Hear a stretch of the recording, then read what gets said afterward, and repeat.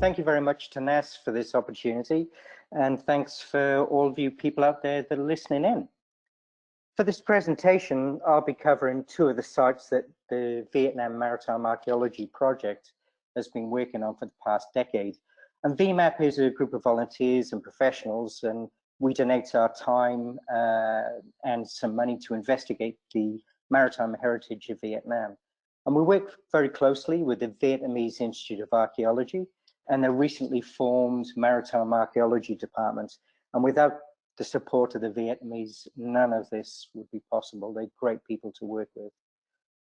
So a little bit about Vietnam. It sits below China as a 3,500 kilometer coastline and sits on what is now termed the Maritime Silk Route, which is a trading route basically from China right the way through to the Middle East and Africa.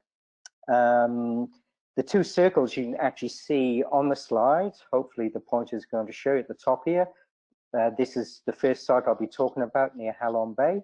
And then halfway along Vietnam coast is the second site at Quang Ngai, which I'll talk about later. It's an under-resourced study area. We don't get a lot of money, and as I said, we're self-funded. And we have been promoting the underwater cultural heritage of Vietnam to the Vietnamese and the wider maritime community. And one of the useful tools we've actually found has actually been the NAS courses. These have been run in Vietnam, and the local government people actually like doing the courses, and they actually learn quite a bit about maritime heritage from them. It's a very useful tool. So I'm just going to explain a little bit about the trade routes, and from this you can actually see we have China over on the right-hand side, Vietnam running down here, and across the other side we have the Arabian Peninsula, Persian Gulf, Red Sea, and parts of Africa. And you can see by all the lines that the trading routes are quite extensive. And these are only general ones. So these are mainly only ones that come from documentation. It's a lot more complex than this, and it's been going on for at least a couple of thousand years, possibly longer. So the first place we'll be talking about, that was at the top of Vietnam. It's on the outside of Ha Long Bay, and it's a barrier island called Quan Lan Island. Ha Long Bay is a very popular tourist destination for the Vietnamese and for the rest of the world. Quang Lan Island itself is flat. At the top right-hand side, you can see the tower cast that mainly makes up Ha Long Bay. And on the island itself, it has a lot of traditional crafts that are still being used, but these are starting to disappear. At the bottom right, we actually have some of the local boat building, and this has disappeared in recent years. And we were originally on this island looking for evidence of the Mongol invasion fleet from the 13th century. They were attacking Vietnam, and it was attacked by the Vietnamese and sunk. And as yet, we actually haven't found any evidence of the 70-odd wrecks that should be in the area. But while we were conducting the remote sensing surveys and doing diving around the island, diving targets we'd found, it became evident that on the island itself, there was quite a bit of archaeology. And one of them was small ports. And one of the small ports we think may have been involved with the Vietnamese gathering there to repel the 13th century Mongol invasion fleet. So within this little port of Son Hao, the locals spoke about a money well. And once we cleared the vegetation, we came across this well, and it had a long pathway, paved stone pathway that led up to the well. The locals called it the money well, and we actually found in amongst the rocks around the well Chinese coins from the 12th century, and under one of the steps what we think is part of the ship's timber. This highlights the importance of the work we are doing, because not long after we did the initial survey, a road was pushed through this area and this was totally destroyed. So it's important what we do, and we record almost everything that we see.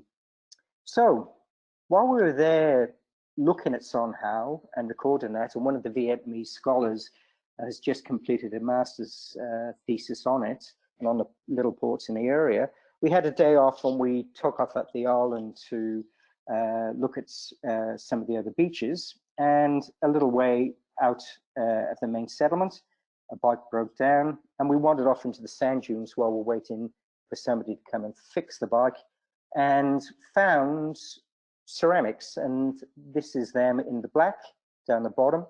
And I tentatively identified these as being about 1,500 years old, completely unexpected and quite an exciting find to come across. The next year, we then did test pits to try and determine the extent of the deposits of the ceramics around the area. And the year after that, they found large amounts around an area called Dong Choi, and that is this little place here. So the red line you can see here is a burial site that's still being used. And in this area, we found quite a number of ceramic shards, so we decided to go ahead and dig in this area. So we had a good team together, led by Dr. Thomas Whitley, also a GPR specialist, and he conducted GPR of the area. So the photograph on the left-hand side shows you the existing graves that are in the area. These are modern ones, but in amongst this are graves going back a lot further.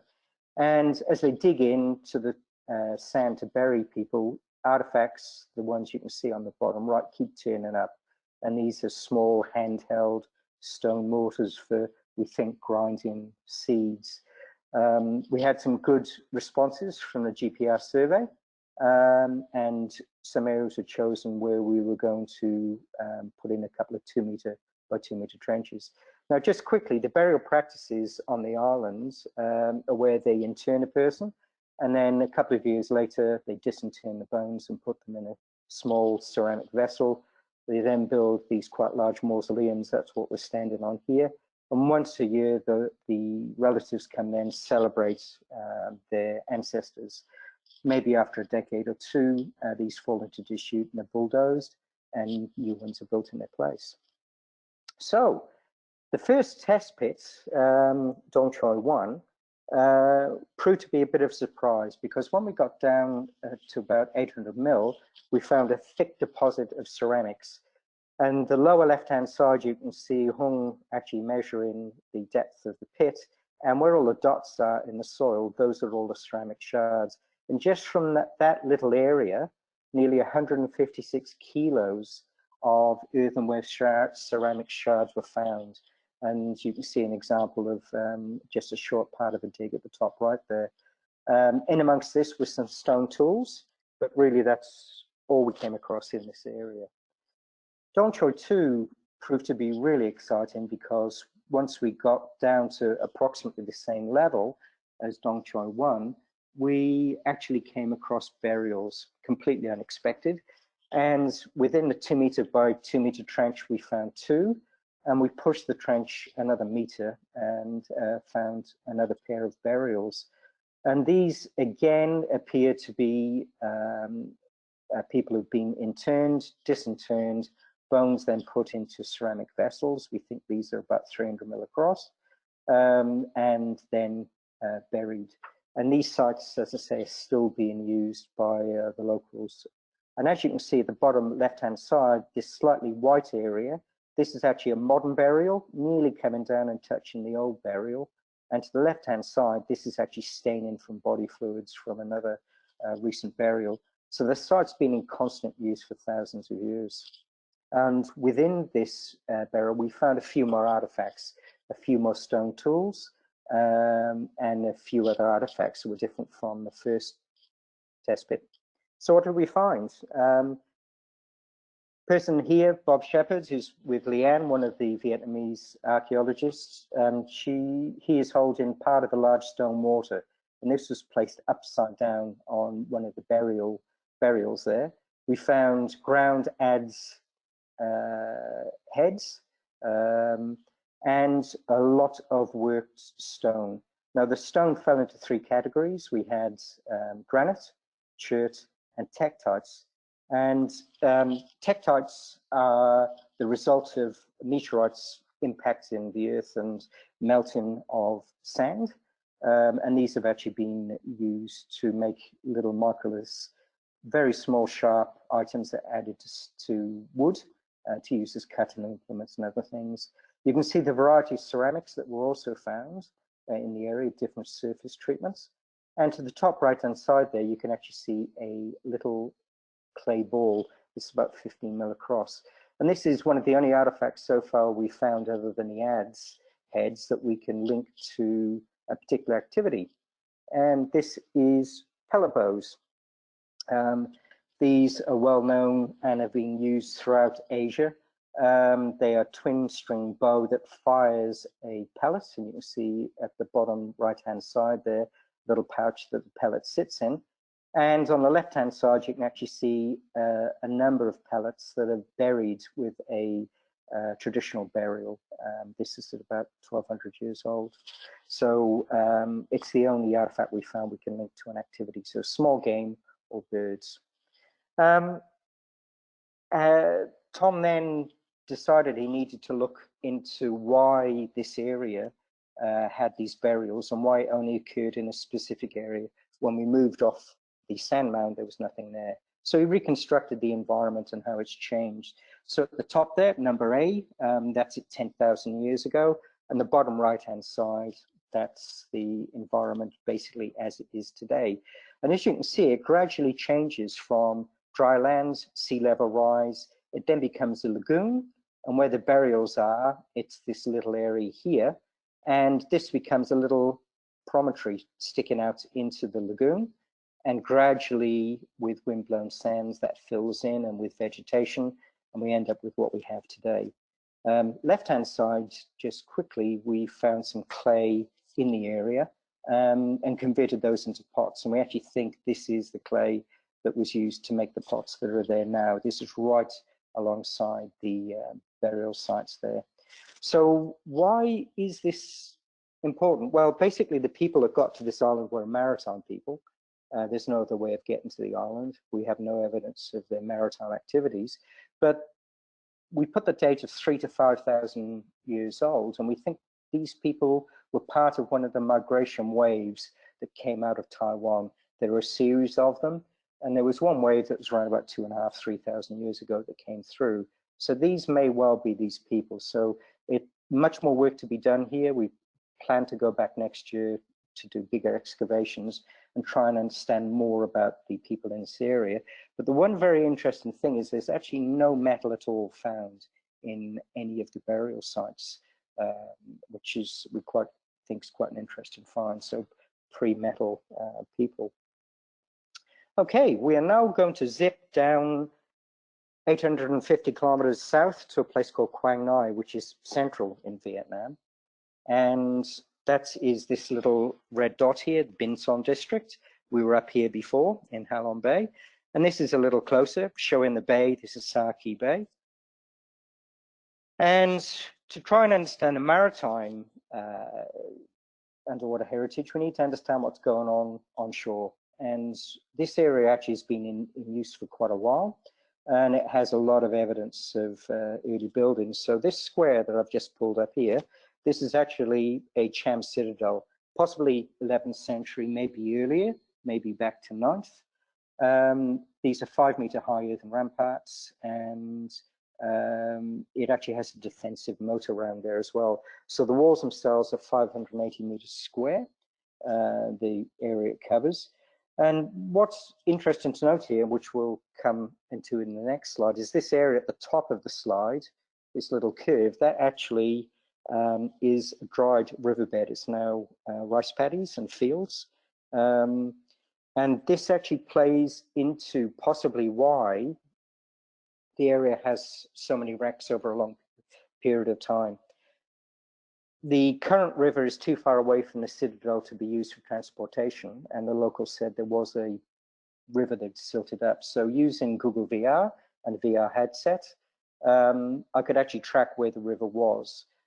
It's about 5 kilometers away from where the locals thought. And then after doing that, I found a French map that then showed the river that is now silted up. The red circle is a river mouth. This is Sa Ki Bay, where most of the wrecks actually are. The square, red square lower down, that's where the Cham Citadel is. And the yellow circle is the entry, which you would think would be the normal anchorage point. But the silting up and the movement of the sand then makes it quite difficult to get in. So this may well have been one of the anchorages and also a way of getting goods into and out of the citadel. So again, this shows it on Google Maps. So we termed the area a ship's graveyard. I don't really like using that term. It gets overused, but basically within this bay, we have wrecks from, or artifacts from the 7th century through to the 19th century. So in this slide, we have a lashin from the 9th century, a junk rudder, Chinese bronzes, Chinese ceramics from around the 9th century, European deadeye, part of their rigging.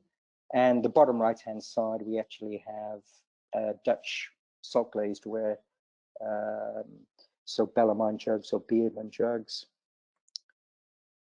Before we go any further, we need to talk about the role of collectors. This is both professional and just amateur collectors in the area. Fishermen come across stuff all the time, and so do the locals. And they then take their finds to collectors. Collectors buy them. Sometimes they keep them, but usually they sell them. And now with the advent of the internet, it's being sold internationally. Without some of these collectors, most of these artifacts would just disappear. We wouldn't know they were around, and particularly with what you would deem to be non-valuable artifacts like ship's timbers, and anchors.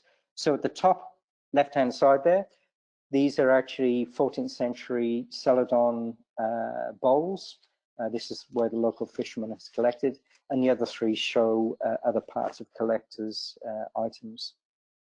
So the fishermen actually use compressors you can buy from the local hardware store. They regulate the air supply into their mouth by squeezing on the hose. That's their regulator. It's pretty primitive and pretty dangerous to use. But within this area, they're finding all sorts of things. And this is some of the different examples. So top right-hand side here, we have sulfur, was part of a cargo. Lower left, we have Chinese coins. These are from about 14th century. And at the lower right-hand side, we have something we have not got a clue what it is. We have these quite often. We don't know how these are formed. They don't appear to be natural.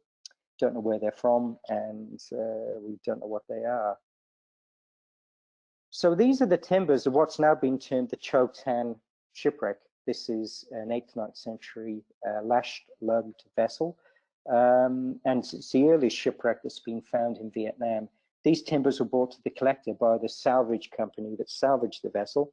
It was full of Chinese ceramics, and these timbers were slated to be chopped up and used as firewood, and the collector bought them. Unfortunately, as you can see, they've not been conserved, and they're starting to fall to pieces, which is a real shame. Dr. Jun Kimura is heading the investigation into this wreck, and we have taken tens of thousands of photographs to convert those into 3D photogrammetry models so we can digitally reconstruct the vessel. And these are some of the building methods that are used on a vessel. This is the lashing for tightening. We're not sure if it's for holding other timbers or for tightening timbers. This is one of the holes where you have a wooden dowel or trunnel, and the lashing as well. And this is the lug. This is where the wood's been carved away, and this sits proud, and this is where you can put the lashings through, and that pulls the ship's timbers together. This is the cargo from there before most of this was sold. This is from southern China, and the main kilns is from an area called Changsha in southern China. What's more exciting, other than full pieces, was the ink inscriptions on the basis of some of the pots. And we think these could be either the name of the trader or the destination of where the cargo was to go to. As yet, we haven't been able to decipher these. This is ongoing work. So these are more important than what you deem more exotic items that are found on there. But one of the disappointing things is when this wreck was salvaged by the salvage companies, they actually found 2 books, and when those books were pulled out, you could actually still read the writing on them. They weren't conserved and they've deteriorated. And unfortunately now they've turned into, quite bizarrely, what appears to be solid blocks of zinc oxide. Those are currently being looked at in Japan. We hope to have more sort of information on that. So within the wrecks, they have items such as anchors. And believe it or not, the top right-hand side and the bottom left-hand side are anchor shanks. And these rectangles actually show where there were iron arms that came through to cause a cross-armed anchor. We have full items of these, and this is where the plastic covers the wooden shank of the anchor. These are the iron arms crossing here, and rather unusually, they have lead discs on them. And this is a digital reconstruction of the anchor. So the wooden shank, the iron arms, and the lead disc. And this actually leads further afield. A similar anchor was found on the Bellaston shipwreck off Indonesia. That's now been destroyed, unfortunately. And the lead discs themselves, we found those lead discs also at Quang Ngai, but also they've been found at a place called Dwarka, which is on the west coast of India. And this is a nice little natural port and flooded sort of archaeology. And these here are the lead collars. And as you can see from this up here, they're basically the same size, the same weight, and the same design. Identified as anchors, but they're actually part of an anchor system. So this shows anchor type that was used from Vietnam right the way through to India at least. Other wrecks in the area that we've yet to survey. This is a 18th century Chinese vessel, and its cargo was mainly lead and ceramics. Unfortunately, the lead was salvaged back in the 1980s and mainly removed from there. The junk rudder, as we mentioned earlier, this is 9.1 meters long. It's actually from what we think is a large Amoy trader from central China. Huge vessel, and this blade is actually being cut in half. The other half is sitting behind there. So it's a really large rudder, very large. Another wreck that we know of is carrying Vietnamese ceramics, and these little white dots you can see amongst the reef is thousands of shards of ceramic that have been washed up on the shore, and the wreck itself is just up here at the top right hand side of this slide, just there. We mentioned the Dutch artifacts. There were two that were sunk in the area. The crew were imprisoned and then eventually ransomed to the Dutch East India Company. And locals have been finding Dutch artifacts, and we think we've located the site where this Dutch wreck is. The last thing I will mention, and I find really exciting, is what appears to be breakwaters, harbours, or fish traps. And the last one I found in 2019, that's top left-hand side. The top right-hand side is another one, which is more of a breakwater than a harbour, and this may be linked to a village, and in that village there was prehistoric metalworking going on of copper and bronze. And the two shots down below, these I think are actually a fish trap. It's on a shallow reef. So what's wonderful about this is we have examples of anchorages in the bays, in lagoons, in the rivers, and also man-made sort of harbours. And we have wrecks and we have artifacts off the wreck that indicates trade right the way across from China through to India at this stage, and maybe further afield. So our future work that we need to do is to continue pursuing these, and these are a few of the online resources you can hook into to learn a bit more about VMAP and about the underwater cultural heritage. And also at the top there is my email, and I'm very happy to take any questions at any time from anybody that's listening in. So thank you very much for listening. And next week we have Dr. Julian Wainwright, and he's looking at the digital reconstruction of Sutton Hoo.